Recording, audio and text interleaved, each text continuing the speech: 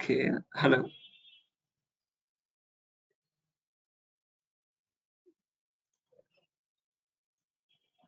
Hello, guys, can you hear me? Subramaniam, Kalyan, Nikhil, Pragya, Shekhar, and Chinmaya. Yes, sir. Oh, hi guys. I'm so sorry for the delay, guys. I had the wrong link, and that link wasn't working, so I session a bit earlier. Okay. Again, guys, just a quick reminder. I guess you haven't been informed yet. If someone has missed out the session, or if there's time delay, if there's a lack of time put in the session today, there's going to be a same session on Monday as well. Okay. So in case if you're not able to join today, or if you have to leave suddenly due to the delay in our class today, you can join the session on Monday as well. Okay. Now, without any further delay, let's start the session for today, though. Okay. Before I start a formal introduction on my name is Mohammed Shoaib. Yeah. Hi. Yeah, hello, sir. I mean, you said that join on Monday. Today we are having a session, or are we not having a session? Yeah. We will take the session today as well. But in case, since we have the session is delayed by 20 minutes, so in case if you got to leave or something, you can join it back on Monday as well. So I've provided the information. Okay. I'm sorry for asking you like. No. Oh my God, don't worry. I hope that's Kalyan who's asking the question. Yes, sir. I'm Kalyan. Okay. Okay. No worries. So let's start the session without any further ado. Before that, a formal introduction. My name is Mohammed Shoaib. I'm a cybersecurity trainer, certified from EC Council. EC Council is the organization which deals with the certifications in the domain of cybersecurity and the most recognized one. And our demo today is on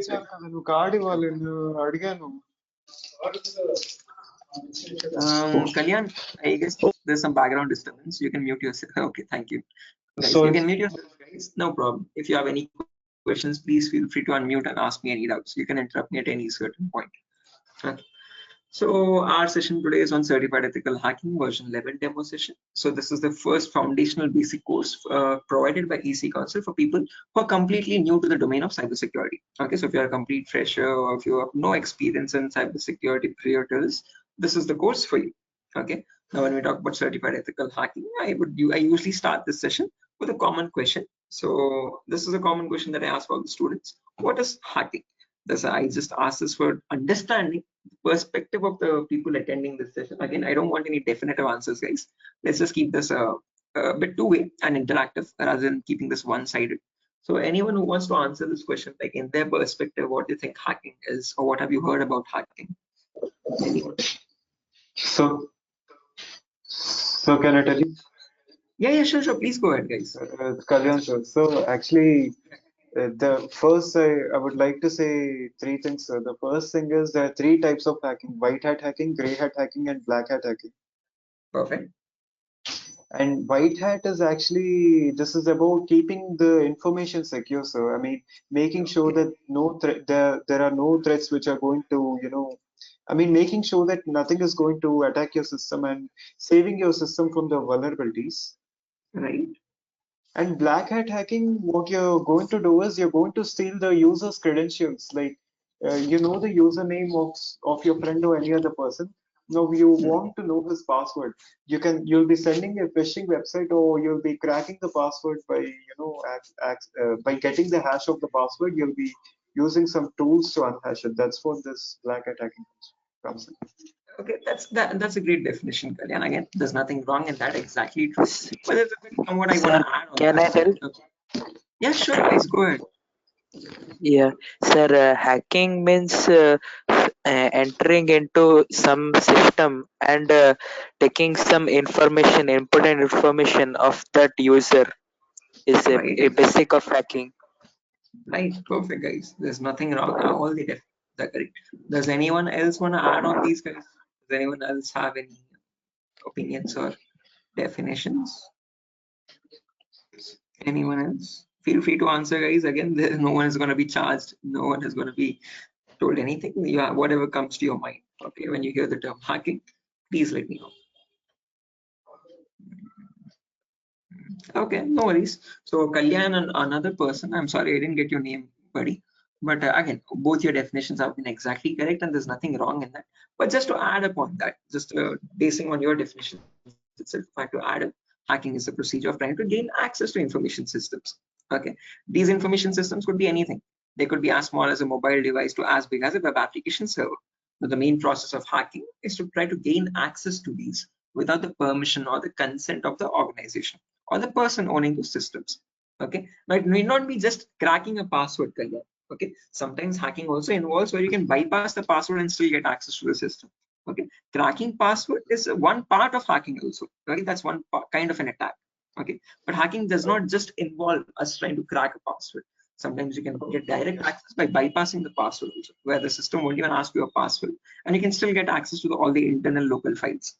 Okay, so there's methods for that also. But the main process, if I had to give you a general term, hacking is nothing but trying to gain access to information. Okay, and you try to get this information from devices, information devices, and these devices can be anything. Okay, they can be as small as a mobile phone to your local desktop or your laptop, PC, personal computer, or a web application server also, or a database. Okay, and this is performed by hackers for their own benefit. Okay, they can, once they get access, they can steal the data, destroy the data, or just sell it on the dark web. Okay, so in your terms, when you told me about black hat hacking, this is what is we are talking about. Hacking or black hat hacking is the same thing. When you talk on the other hand, white hat hacking, what you call white hat hacking is also termed as ethical hacking. Okay. Ethical hacking, malicious job. How could it be ethical is the next question, right? Because when you tell someone that you perform hacking, obviously they're going to judge you, okay? Because that is wrong. Hacking into someone else's system and getting their information is completely illegal. It's completely wrong, right? So why do we have a term called ethical hacking? Is the next question.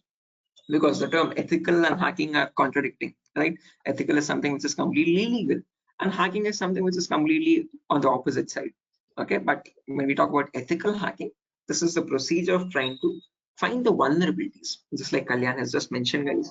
It is a process of trying to find weaknesses or loopholes in the information systems, and this is done with the permission of the organization. Okay, so you take the permission of the organization, you take their consent, and you ask them that I'm going to find all the weaknesses for your system or for your organization. Okay, and once you find those vulnerabilities, okay, you try to report them back. Once it is reported back to the organization, they're going to pass that vulnerability up so that no other hacker can take advantage of it or exploit them. Okay, so your job as an ethical hacker is to try to increase the security of the infrastructure by finding all the weaknesses through which hackers can get access and reporting them. Once they are reported, the appropriate patches are applied to them, and that increases the security by closing the doorway for any hacker. Is this definition clear, guys? Like, what is hacking? What is ethical hacking? I hope this is clear for everyone. Yes, sir. Goku, Subramanyam, Kalyan, Nikhil, Pragnya, Shekhar. Shekhar, you have raised a hand. Do you have any questions? No. Guys. Okay, moving forward. Now, depending on these two definitions, I can also categorize the different types of hackers. Just like Kalyan has mentioned, there's black hat hackers, gray hat hackers, and white hat hackers. Okay, black hat hackers are the villain of the story who perform hacking for their own benefit.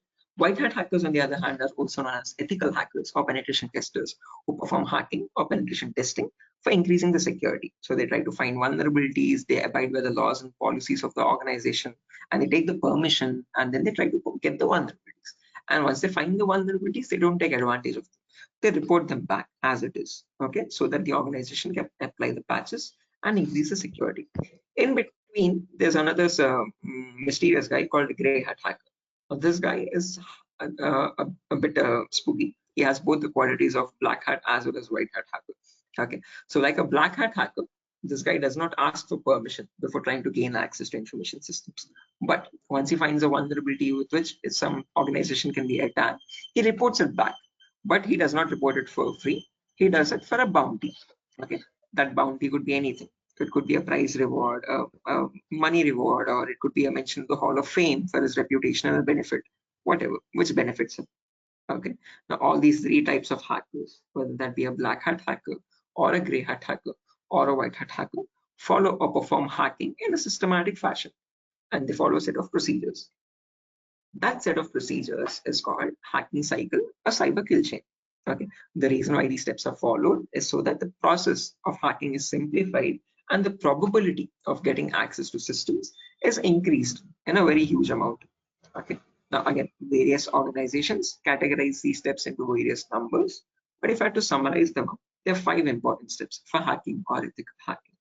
First step is known as information gathering. It can also be called as reconnaissance or footprinting.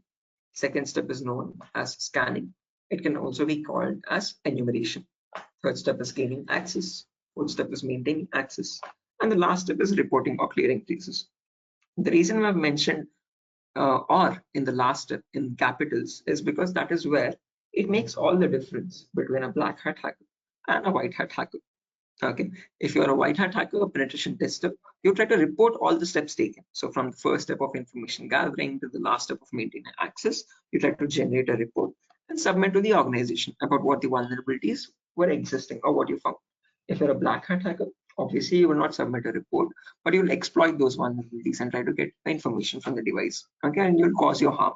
After all this is done, a black hat hacker always sees to it that he cannot be traced back. So he removes all the evidences or he removes all the footprints, and that is known as clearing traces. Okay, now let's briefly discuss about each of these steps one by one so that we can have a clear picture of what is being discussed or what is being taught in the course.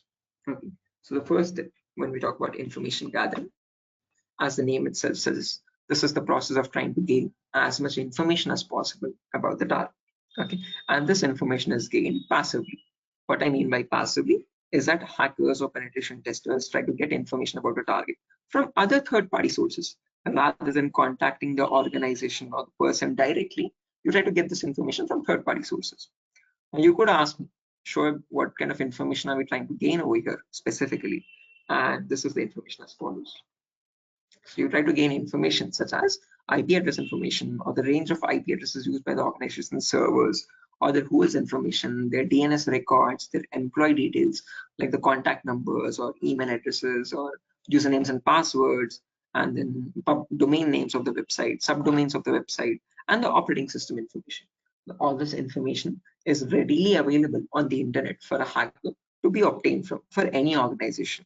Okay, if I give you a very basic example, I can just open up my browser and I can search for a website called hunter.io. Okay, this website is capable of giving you the email addresses for any organization of the employees working for that. So if I just search for wipro.com and if I click on go, this wipro.com is capable, this hunter.io website is capable of giving me the employee email addresses for wipro.com. Okay, and these are all working emails. Now hackers could use these to perform phishing attacks or send malicious emails. Okay, now again, as I've told you, there's 1400 emails on this website, and I can search it for any domain on this wipro.com. If I search for, let's say, Flipkart, even for flipkart.com, I can get the emails. Okay, now these all emails are actually present on the internet from different sources. Hunter.io is capable of capturing those emails from different web pages by crawling them and storing them in one single piece of information. Okay, so this hunter.io is a website which is capable of giving you email address of any employee of any organization. Okay, and just like Flipkart, just like email addresses, you can also try to get DNS information or the domain names or the subdomains or whatnot. Okay, and all this information is readily available for a hacker or for a penetration tester to be obtained online. Okay, it's only that you need to know the correct resources from where you can get this information. Okay, after all this information is gathered, then we come to the next step, which is scanning. Now scanning is an advanced step. This is trying to get extra information which we could not get in the information gathering step. When scanning phase, we use important tools like Nmap, Nessus, and other tools to perform different types of scannings. There is network scanning, port scanning, and vulnerability scanning. Now, scanning is something where you try to get extra information by making active connections. So in information gathering, you are trying to get data passively. In scanning, we try to get the data actively. What I mean by actively is from tools from your system, from the hackers or from the penetration tester system. You'll be using special tools like Nmap and Nessus to perform scanning, to send packets to the organization server. And on those packets, through those packets for the response in those, you'll be getting the data. We get the slides after class. Pragnya, the slides cannot be shared, although I'll be sharing the course content file so that you can understand what all topics are going to be discussed.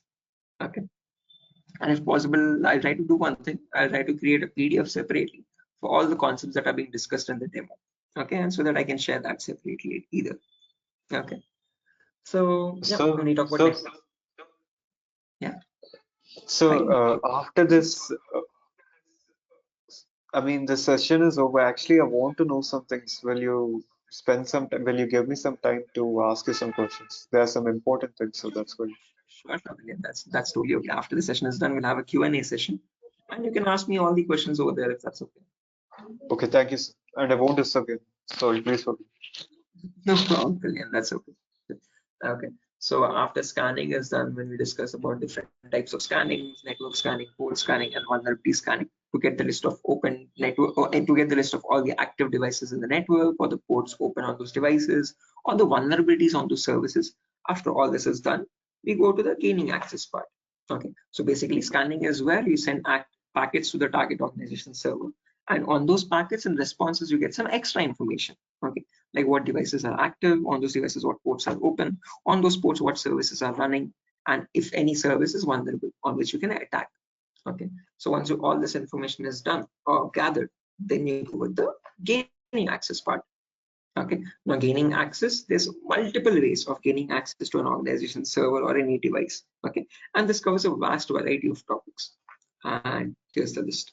So firstly, when we talk about gaining access, we'll be discussing system hacking, where I'll show you how you can hack or crack into any operating system password. So whether that be Windows 7 or Windows 8.1 or Windows 10, I'll show you how you can crack that Windows operating system password. Or if you're unable to crack it, if it is too strong, how do you bypass it and still get access to the internal files of the system? After that, we have malware attacks, where in the malware attack class, I'll show you what are different types of malwares and how do you create these malwares and how do you protect yourself from these kinds of malwares. So there's viruses, worms, trojans, spyware, adware, and a lot of different categories. So we'll practically check how to create these malwares and how to defend ourselves. Okay.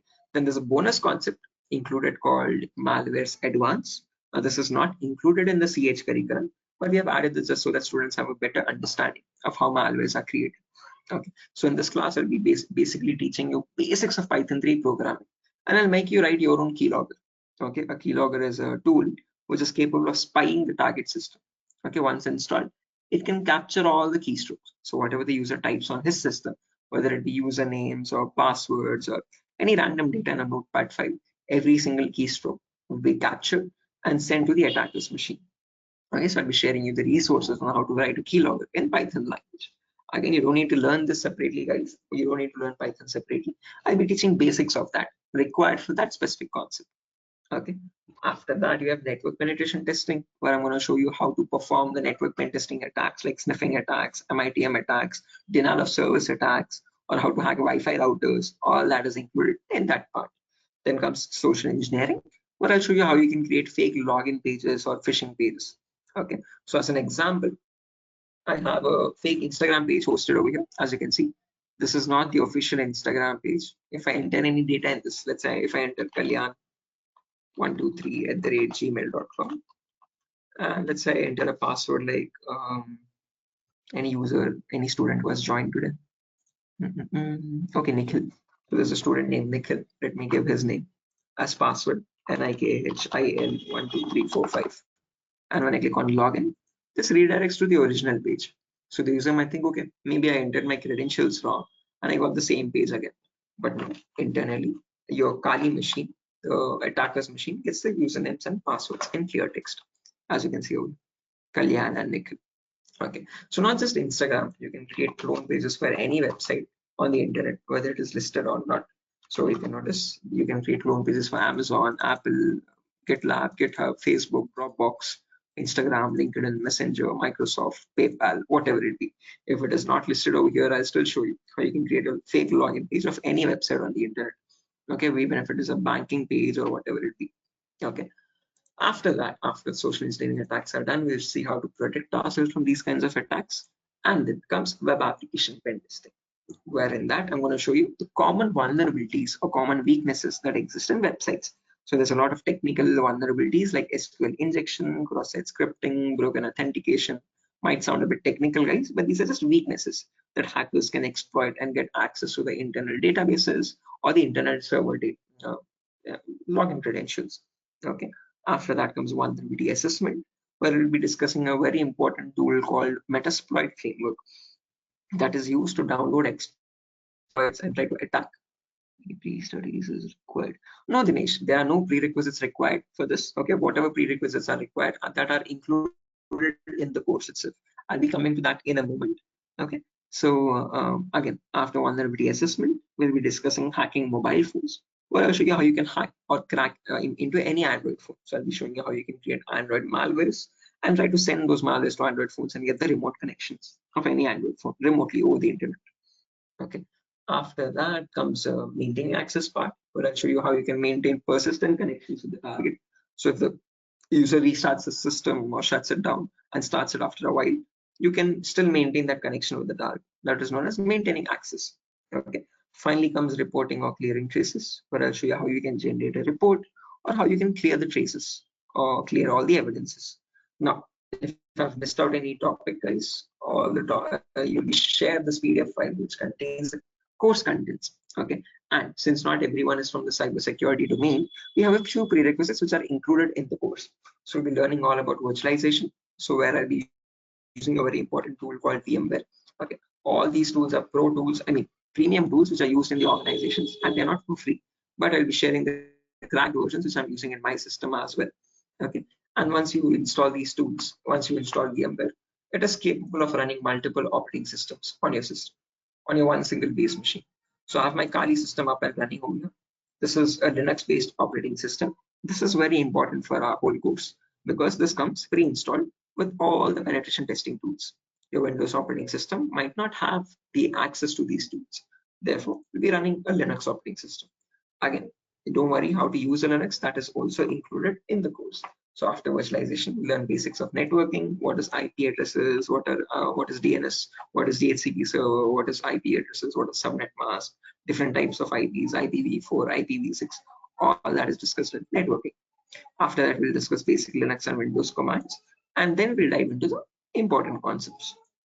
Okay, so no prerequisites required for the course, guys. Whatever is required, that is included in the course itself. All you need is basic computer operational skills and a system with at least 6 GB or 8 GB RAM. Okay, because you'll be installing multiple virtual machines. So therefore, it's recommended that you at least have 6 GB to 8 GB of RAM in your system. If that is there, so that is is graphic card necessary, sir? Not at all. Graphic card is not necessary. If you have got sufficient amount of RAM, that is more than sufficient. No, for tools like Hashcat and those things when you want to crack the password. Again, with graphic card, it's just that the tools can work faster. In case of an absence of a graphic card, the tool is going to work a bit slower. Okay, but just for one point of it, for the whole course, you don't need the graphic card. So me suggesting that you get the graphic card for one single point would be quite tough for other students who do not have the resources. Yes, sir. Yeah. One second, guys. Yeah, coming to the duration of the course, guys, certified ethical hacking. This is a course for 35 to 40 days. Okay, and that is excluding the weekends. So we'll have classes from Monday to Friday for 1 hour, and the course is going to take for at least a month to complete. 5 days a week.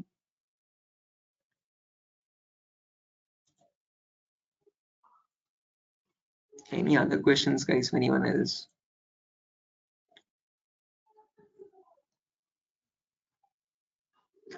Pragnya Nanda, your 4 GB RAM. Pragnya, you can still work with the 4 GB RAM as well, but some of the practicals are going to be a bit slow. Okay, the more the RAM you have, the much better. So I've had a few students have managed with 4 GB RAM as well, but as I've told you, it might be a bit what do you say, irritating to you yourself. Okay, because the application is going to run a bit slow. It's going to take a lot of bar on the RAM since we run multiple virtual machines. So it's better if you have a bit more RAM on the system. You can still proceed with 4 GB RAM as well, but the application is going to be a bit, it's going to hang a bit. Okay. Any other questions, guys? Anyone else? Again, guys, for the fees part or any batch timing part, please contact DURGASOFT itself directly. Okay. Any query related to the Dinesh, definitely. Once the course is completed, you can go to the interview.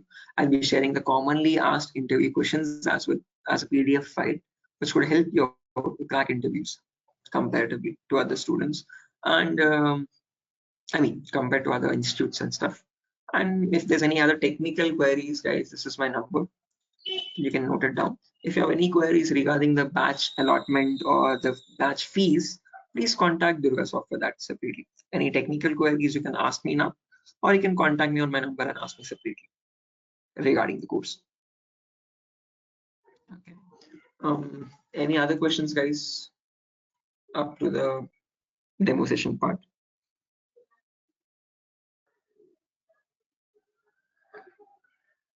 So is the course, I mean, are you at the end? Like, is it almost over? I mean, can I start asking you the questions? Yeah, sure. If you have any questions, you can go ahead. Yes, sir. Actually, the thing is, sir, I have installed Kali Linux. The thing is, password cracking, sir. Now, let us say you have a Facebook account or any other person, let us say some random person, or else I have my own account, sir. The problem is, if I don't remember the number and the Gmail, how do I crack the password, sir? Like, how do I get the password? I just know the ID, but I don't know the phone number or Gmail or any other person's Facebook account or Instagram account. There is two-factor authentication is what you're telling? No, not two-factor authentication, sir. Like some people, they have been using SQL injection to get access to their database to get the hash of the password. So how do you do that? Like how do you crack the password of any of your victim Definitely for or any Facebook, that's not going to work, because when you talk about Facebook on the login page, that has no vulnerabilities as of now. For SQL injections, although as I've told you, if you know your username and if you have a word list, you can use a tool like John the Ripper, and you can use John the Ripper or Hashcat to send this from the word list. You can try to crack the password. Okay, but that would obviously require your word list with a possibility of the password in that word list. Unless and until you have a word list, cracking the password would be close to impossible. Okay, and so you have tools like John. Instagram is See, also this. whatever it be, whatever login page it be, whether it be Instagram or Facebook or whatever it be, if you have a username, but if you don't have the password, you'll use a word list for that. Okay, a dictionary attack, where a dictionary is nothing but a file, a word list which contains possibilities of different passwords. Okay, the bigger the word list, the more time it's going to take to crack. But if you have a word list which is having a possibility of a password, you can use tools like John the Ripper or Hydra to crack any password.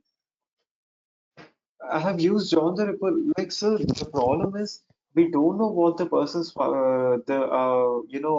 the victim's password is. Like, I'm trying to get into someone's account, like, or else even my own account, whatever it is. Like, the problem is, sir, like, there's one more technique known as brute force attack. Like, it depends. Some passwords, if there are more than 10 characters, then it will take you years to crack it. Exactly. Like, you're trying. Exactly. When you talk about brute force, it's going to take all the permutations and combinations of all the characters, A, B, C, D, E, F, G, H, all different permutations. And if there is personal laptop. No, Dinesh, there's no problem on studying on any laptop, personal laptop either. That's not an issue at all. Coming back to you, Kalyan, as I've told you, when you talk about brute force attacks, brute force takes the longest of time. And again, if the password is more than 10 characters, easily you can expect it to take years and years to crack. And that is not practically possible. So the only thing which is possible is what is with a dictionary attack, where at least you have a possibility of a password in that dictionary. If it is a weak password, if it is a strong password, that password cannot be cracked. And that is how all the accounts are still secure, Kalyan, in the world. Like if passwords are that easily cracked, no person would use social media anymore on the internet. Okay. Yes. So what we're trying to learn is how to see that these passwords don't get cracked. Okay, how to use a secure password. Although if it is a weak password, there's still a possibility to crack it, and that is what we'll be learning in the course as well. If someone is using a default password, or or if someone is using their what do you say? Sometimes in routers and switches, there's default configuration with weak passwords. Okay, if such a case is there, how do you crack those passwords? That is what we'll be discussing in the password cracking part. So that means, I mean, all my efforts will be in vain if the password is too big and I can't access the Instagram account. I should just forget about it if I forgot the password Exactly. for my account. That's for sure. Okay. Like So even again, if I go to cyber security and those people, I can't get back my account. no, never trust any person on the online who says I can give and crack the password for you. Because if it was crackable that easily, no account or no social media page would be secure. Okay. No, So sir, okay, the people working for the cyber security organization, they can surely help me in retrieving my account, right? They can help me in getting that better. The people who are working for it, so for example, if you're working for Facebook, you can contact Facebook and ask them to retrieve your account. That is how they'll give you a new password for that. It's not that they're cracking. They already have there are people working for that organization, right? Yes, so when you talk about Facebook or Instagram, the people who are working, you can contact the support and you can ask for a new password. But for that, they'll authenticate if you're the actual person whom that account belongs to. If you're not that actual person, if you're not being verified properly, even that is not possible. Okay, so the people who are working for that organization, you can contact support and you can ask for a new password after authentication or after verification. Okay, other than that, there's no possible way, and they're not cracking the password, it's just resetting your account. And so actually, no, I'm sorry for taking too much too much time of your session. Like, completely fine. That's completely fine. Go ahead. No issues. No, sir. Like, let us. Yes, sir. Sorry. No, the other guys, Dinesh, Nikhil, Pragnya, Shekhar, if you have any questions, guys, you can let me know. Or if not, we have ended the demo session, so you can exit that. And yeah, Kalyan, you can continue ahead. No, no, please let the other students ask you questions. Even they want to know something important. Please. Okay, sure. Dinesh, Nikhil, Pragnya, Shekhar, any questions, guys, for anyone else? Chinmaya.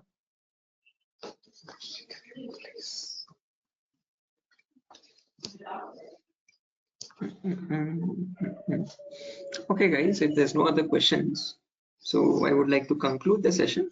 And Kalyan, you can do one thing. If you have any other questions. So finally, there's one more thing, sir. Yeah, go ahead. Okay, sir. You said that I should only contact Instagram and Facebook, but if I, know some cyber security professionals, they have some tools, right? Those Metasploit, and they use these tools to access Instagram and Facebook database, and they can surely help you. Like, they're connected to them, right? Their cyber security organization. No such thing is available. You have frameworks like Metasploit and all, and those work. If you have an exploit for that website, okay, if you have an exploit for the database or for any known component on the internet, you can use the Metasploit framework. But I'm damn sure Instagram or Facebook don't have such vulnerabilities. And no cybersecurity guy on the internet could actually tell you, like, I can give you a cracked password for your Instagram or Facebook. Because no, if he's doing that, yes, sir. Sorry. Yes, I'm sorry, please. I mean, if he's doing that, he needs something known as a zero-day vulnerability, which is like he only knows that and no other person in the world knows that about that. Okay, so there is no such zero-day vulnerability as of now, at least for Facebook or Instagram. Okay, and if he's telling you that he can do that, it's probably that it could be a fake thing. He's trying to loot money from you, nothing more than that. So yes, it is not definitely not possible that way, Kalyan. Yes, sir. Actually, those cybersecurity people, they first of all, they won't entertain these things. So only when they lose money or anything, only then they'll take it into account. Or else, I don't think they'll help us. And even they can't, because this is highly secure. Actually, I have tried some things; they are not working. Right. Again, when you're talking about cybercrime department or not, whenever you want, let's say there have been criminal cases, and if they want the logs, they want the messages. So let's say there's a cybercrime department, Hyderabad, the cybercrime department. Okay. And if there's a case which requires access to the account details and the messages, internal messages or direct messages, they would contact Instagram or Facebook directly, and they'll give them the username. And they'll ask, sir, they contact that organization and say, we belong to a cybercrime department, and we want the logs of that. So not cracking the password, they're directly asking the organization. Okay. So those people can really do this. Those people can really get access to the Instagram. Yeah, but the thing is, they're not cracking the password over there. They're directly contacting the organization, and the organization is obliged to give that information because this is the government, the cybercrime department, which is working out a case, which is trying to solve a case. Okay, so in that way, they can get the logs of all the messages rather than trying to crack the password. They're directly contacting the organization for that information. But you showed us phishing, sir. If I send a phishing website to any person, and if my victim he enters his credentials, then I'll be able to access. That is social engineering. That is social engineering. That is also possible, but that isn't cracking, right, Kalyan? That is, you're trying to deceive the victim and get the username and password. And if he gets fooled, and if he enters the password in that, you will definitely get the actual password. But what you are asking me is cracking. right? So when you talk about cracking is not possible. There are other methods where you can install a keylogger on the target system with a malware attack, or you can try to send him a fake login page. And if he enters any credentials in that, through that you can get those information, but not via cracking for secure sites. Are you getting my point? Yes, sir. Okay, sir, but victim should fall for that scam. Like, if he doesn't fall for it, then again, this will be like. Yeah, again, you come to the first step itself. You're stuck. Okay, thank you, sir. That's it. I'm sorry for taking this much amount of your time. Hi, sir. Hi, Dinesh. Hi. Good evening. Sir, likewise, the question is asked by Manj. Like some suicide cases or some murder cases happen, immediately police will check their WhatsApp, what are the lists are going previously that are tracked by some cyber security police. They are news channels, they are telling only, sir. But they are contact with the organization and give the total WhatsApp messages, or how they are doing. That's what, if it is a serious case and if the cybercrime department needs access to them, the cybercrime department always puts a request. They mail them to that organization, and depending on that mail, the organization responds to them. Okay, so if they verify that it is a correct mail and if it's related to a case, they are obliged to get that information and give it to the cybercrime department. And in that way, the cybercrime department gets access to the messages. Okay. Sir, and sir, what to tell you, sir, this Gmail, Instagram, Facebook, whatever this is, actually, even if you talk to the people working in that organization, you have to prove to them that this is your account. If you tell them that I don't remember my Gmail and phone, then they can't help you, right? Then how will you prove that it's your account? I mean, if there's no profile picture, or else like you have friends, but there's no profile picture and there's some information about you, like I didn't get your point, Kalyan. So are you telling that you directly are contacting them, or it's like some cybercrime department is contacting them? No, sir. Me contacting them directly. Then again, whenever you're trying to authenticate like that, you have to give some information to them, either your email address for verification or your phone number through which you have got the OTP or any kind of that information.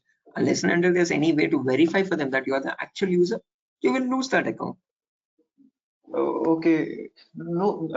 Yes, sir. Sorry, you said something. I can't use that account unless I verify myself. Like unless they. Yeah, you need to verify your authenticity, right? If you have a username for Instagram, you can either you get that username by logging in with a Gmail account or a email or a phone number. So you have to provide those details at least. And they could send a verification link on your email, or if they can send a code on your phone number, and that's how they can authenticate that you are the actual user. Okay. Unless and until you can provide them an email and you can't provide them a phone number, they can't help you either. Yes, sir. No, some accounts I feel as if they're mine, but I don't know, sir, what to do to get them back. That's why I'm thinking actually. Anyway, it's okay, but at least my profile pictures. Okay, sir. Okay, sure. Sir, I can't hear you, sir. Dinesh, you saying something? Like some production, like we are protecting with the firewalls, and we are implementing routers and switches, some features, no sir. So we cannot crack with some middleman attacks, sir. Sorry for again, I can't understand your question properly, Dinesh. What is the context? So when you talk about man-in-the-middle attack, that is a network pen testing attack, MITM attack. What do you want to crack is my question. Like I want to crack with the trace route of the router or switches, sir. What do you want to crack, Dinesh, is my question. I didn't get your question properly. What are you trying to crack with trace route? What is the objective? I want to reach victim's router, sir. Okay. And change something. You can't directly reach victim's router like that, Dinesh. You need to understand the concept of networking properly first. Okay. Because there needs to be a way for you to access that router in someone else's network. Okay, in that scenario, in order to access, you can't access someone else's router like that. You can access an endpoint. Okay, you can access someone's phone, or you can access a laptop or whatever through a malware attack. Okay, you can't access the router directly from a different network altogether. So once you're clear with the networking concepts, you might understand that. You seem to be a bit confused, and MITM, you are using a lot of terms without, I mean, probably you are a bit confused on the terms, and not to confuse you any further. But once you understand the concept of networking properly, maybe you could frame your question much more better. So actually, sir, nowadays clouds are emerging, sir. Can we crack with the cloud, sir? There is cloud pen testing, so there are possibilities where you can check for vulnerabilities on cloud organizations. I mean, cloud devices as well, cloud components as well. That is not included in CH, guys. So cloud, anything related to cloud pen testing is not included in CH. That's a complete altogether different. Guys, one more thing. If there's any questions or anything, can you please let me can you please check back with me on Monday, because I have another session right now at 8 p.m. Oh, okay. Sorry. No. If there's any Okay, thank you, sir. Thank my you. number also, I've shared my contact number. If there's any queries regarding the fees part or regarding the batch timings part, you can directly contact DURGASOFT. Actually, about the course and about some things I want to know. So, okay, sir, I'll talk to you later. Like, Sure. can you please give me? If you have liked the demo session, guys, please let me know if there's any feedback. And yeah, that's it, guys. I hope you have liked the demo. And Monday we'll take another demo. Sorry? Your phone number, sir, so that I can contact you. It's over here. It's okay. Yeah, 1 minute, sir. Sure. Again, Monday also we'll take a demo, guys. I'll show, if possible, I'll show a few practicals on that day in the demo session. Since we have had shortage of time today, I could only discuss a few theoretical concepts. On Monday's class, we'll take a few practical concepts as well. Okay, a few more. So yeah, that's it, guys. Nothing more for today's session. I'll see you on Monday. How many days going with the demo session, sir? A couple more days, Dinesh, until we gather a few students for the batch. So maybe 2-3 days more, we'll have demo session, and then we'll start the batch directly. Okay. Sir, can I call you tomorrow, sir? Definitely, Ganyan. Sure. In the morning, I mean, when should I call you? Like, anytime after 10 is fine. Okay, thank you, sir. Okay, guys. So yeah, thank you, guys. I hope you have liked the demo session. And yeah, if you're attending the session again, I'll see you on Monday. Bye-bye. Thank you. Thanks. Have a great bye.